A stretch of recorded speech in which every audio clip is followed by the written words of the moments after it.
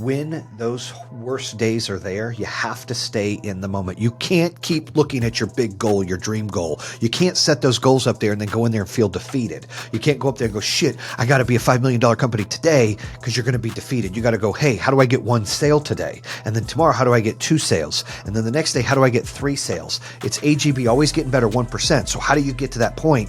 You have to stay in the moment. I talk about it all the time.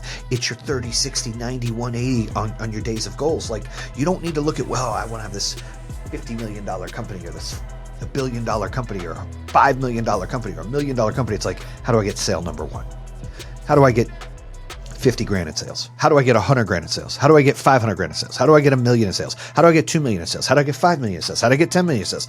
You stay in that moment as your goal. It's easier to go up those steps of life and business than it is to think that you're just going to shoot to the 100th floor overnight, because you're not. And the problem is these things, these cell phones, what they do is they give us instant gratification. And if you're not getting that instant gratification, you're frustrated because you're not getting the results that you need.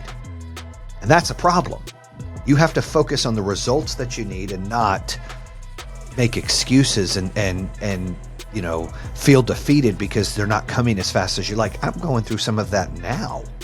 Like, I've invested in some companies that, it took off real fast, and then all of a sudden it's stagnant and slow. And I'm like, it's not growing fast enough for me. And you get frustrated. Starting a coaching company, a business, right? I'm doing all this coaching, mentorship for new entrepreneurs, existing entrepreneurs, medium-sized businesses, large-sized businesses, for their mindset, for the business, for marketing, for branding, influencers, fitness, anybody that's in there. Like I'm building that group up, that community up. But I had to start with 1, then 2, then 3, then 4, then 5, 10, 20, 50. Some of my peers, they have, thousands. It's like, wow, how do they get to 1,000 people in your coaching program? Well, you got to start with 1. And you got to understand that you're going to have a lot of worse days there. Like a lot of days that just fucking suck. And you're not going to sell anything. And you're going to be struggling. You're going to question it. Like I've questioned it. I question stuff all the time. I'm human. This is frustrating. And then you get your family, like wife, why don't you just, if this isn't working, I'm like, nah, I can't quit. I can't quit. But dude, there's days I feel like quitting. There's days that I'm so upset, that I'm emotional, that the anxiety's high, that the frustration's high, that the anger's high, and I'm wishing a motherfucker would. Like, I'm like, let's go, let's go, let's go. But I have to reset myself and go, stop, dude.